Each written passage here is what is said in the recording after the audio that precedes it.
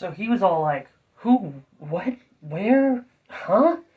And I was like, so that leaves why and when, doesn't it?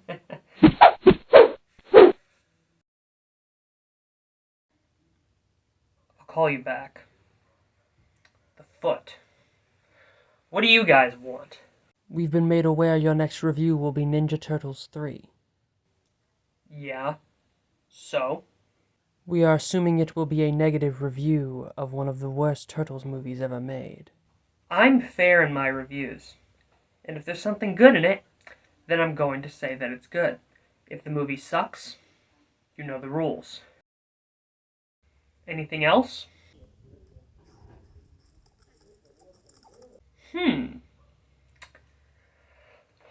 A fellow chucker, eh?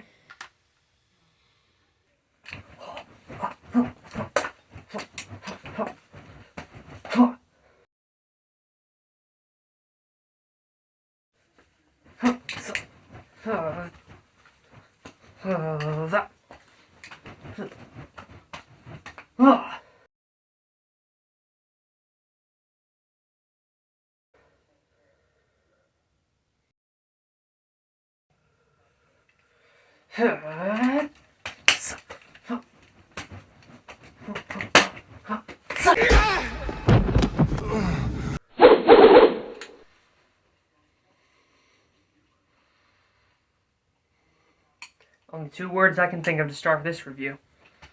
Turtle power.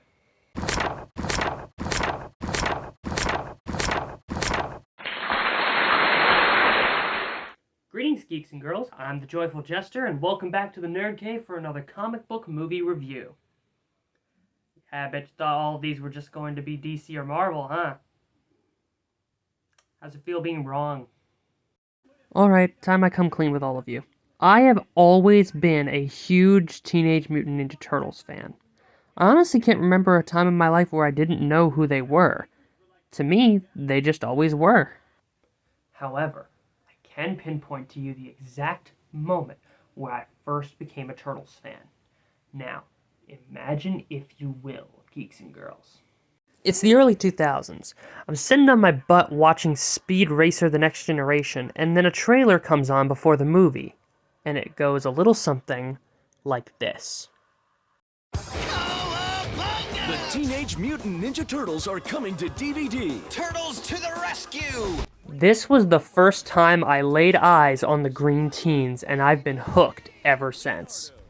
And ever since then, I've been a collector of the franchise. I continue to this day to fill my Ninja Turtles collection with just trinkets, DVDs, toys, all kinds of stuff. I even got a friend to actually get the autograph of all 4 members of the original 87 Turtles cast. As you can see, I'm still a fan to this day. So, for those who don't know what the heck I'm talking about, let's get into the background. Created by the great Kevin Eastman and Peter Laird, just a couple of guys who like comic books and like making each other laugh. Men after my own heart. Teenage Mutant Ninja Turtles is a comic book turned toy line, turned cartoon, turned just insanely popular phenomenon that's been going on for more than 40 years. So for an origin story, we have 4 baby turtles who were exposed to radioactive mutagen and grew to teenage size after they were trained by their special rat father, who was actually the pet of a ninja master named Hamato Yoshi. The master was killed by his jealous rival named Oroku Saki. After the rat fled to America, Oroku Saki became a supervillain who led a ninja clan known as the Foot and goes by the name the Shredder. Meanwhile, Splinter lives in the sewers of New York training his sons and eventually gave them all names. Leonardo, the honorable leader in blue. Donatello, the compassionate inventor and brains of the bunch in purple. Raphael, the hardcore rebel in red. And Michelangelo, the party-loving turtle in orange. So, now that we got that long-winded explanation out of the way, let's get to the movie we're actually here to talk about. Teenage Mutant Ninja Turtles 3. And the hot take that comes with it, I actually don't think it's the worst Turtles movie. Now before you kill me, let me please explain myself. I actually kind of like the story. The story of the turtles traveling back in time into ancient Japan is actually not something that they haven't done before. I also think the cast does a good job. It's nice seeing Corey Feldman return after his absence in the second film, and all four of the turtles and April do a good job with what they do. Also, despite him being rather useless, it is good to see Casey return after his absence in the second film, because he is my favorite character in these movies. Now we can get into the cons, because, yeah, a lot of the criticisms with this movie are true. First of the cons is an obvious one. Sweet merciful crap, what did they do to the turtles' faces?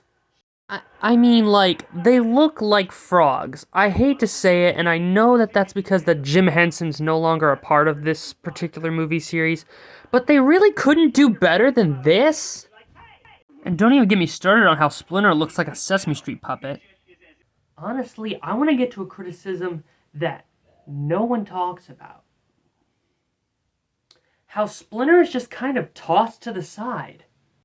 I mean, in the first movie, Splinter is a big founding point and a connection to family that the turtles have to go and find him. It's a metaphor for leaving your father or any parent behind. And while the second movie was toned down quite a bit, Splinter did end up helping Donnie with his midlife crisis and even saves the turtles at one point. Yet here he's just reduced to a background character to interact with Casey and the other Japanese soldiers the turtles switch places with. Also, where the heck is Renette? Yes, I guess it is time for another edition of Petty Geek Shit! A character from the comics that actually introduced time travel to the Turtles' world was a character named Renette. She's a time master who has a scepter that can travel through time. Why they left her out of the story they're adapting that comes straight from her story arc baffles me. Honestly, I don't even think this movie is beyond saving or anything. I think there's one very easy way you can make this movie still work without having to worry about copyright issues. Why didn't this movie have the turtles meet Hamato Yoshi's ancestors? One of the main characters is a little kid whose name is Yoshi. So that's what got me thinking about this, but I feel like that it goes further than that. His older sister Mitsu has an interaction with Lord Norinaga that felt very familiar to the first movie, and it made me wonder if they were trying to hint at that. Even the turtles seem to feel like that this is something that they've seen before. So why they decided to cut that idea, I don't know. Overall, this film is a mixed bag. I actually quite enjoy it, and I've gotta admit I got a bit of bias towards it because I love the Ninja Turtles, maybe a bit too much.